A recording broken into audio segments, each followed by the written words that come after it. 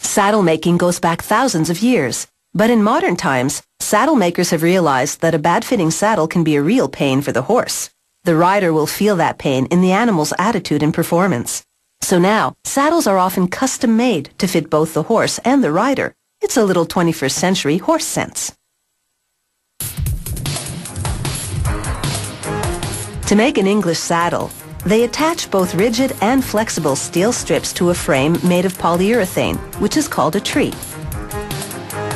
Then they rivet a stirrup bar through the tree to the steel that's just been fastened to the underside. With a jigsaw, a worker cuts a hole in the tree and then glues foam for cushioning.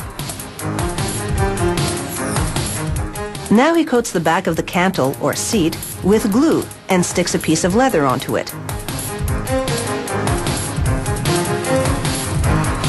He crimps the leather around the edges of the tree. And using a special tool for cutting leather, called a clicker knife, he carves away the extra material. Then he sprays glue onto the top of the tree and presses a layer of foam onto it. Using an ordinary kitchen knife, he slices away excess foam at the sides and carves out more foam to shape the seat. Then he shaves the edges with a rasp. Next, he layers 2 more foam pieces over it and sculpts and shaves those layers.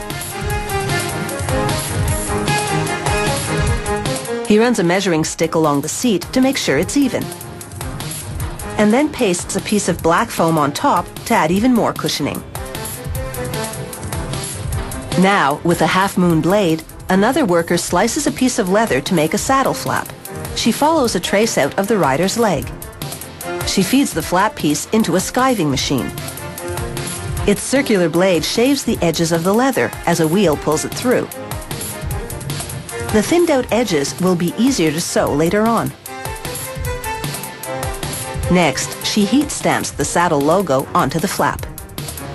She also stamps the model, serial number, tree and seat size onto the saddle. Now she glues foam to a hard piece of leather to make a knee pad and sticks softer leather on the top where the rider's knee will rest. Then, using a piece of whalebone, she draws the leather tight around the edges so that it's smooth on top.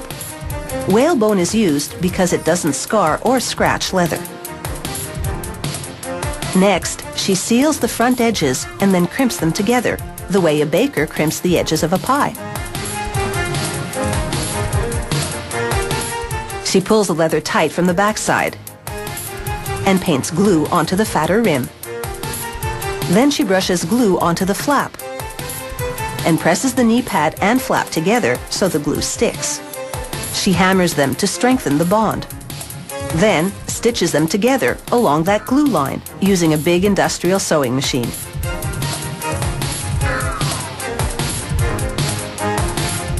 With a steel prod, she stuffs a wool and synthetic mixture into the panel which will be on the horse's back. It's being stuffed with a certain horse in mind. The amount of stuffing used depends on the shape of the horse the saddle is being made for. She hammers it flat with a rubber mallet and then stitches the panel to the top of the saddle. To sew through the leather layers, she makes a hole with an awl and then pulls the needle and thread through it, spraying water to keep the leather soft. She hammers the seam to get rid of any gaps between the layers. But sewing the back of the panel to the bottom of the seat is a bit trickier. She uses a curved awl and needle to work with the contours. It's taken about 25 hours to piece together this customized English saddle, and that's with no horsing around. This is the Saddle Tech device, and they use it to make sure the saddle measures up. It measures it in 4 sections. Now it's onto the tree machine. It adjusts the gullet plate, the piece of rigid steel that sits above the horse's withers. Plastic panels support the saddle, while a hydraulic press bends the plate to fit the measurement. Now it's time to saddle up and check out the horsepower from this custom-made seat.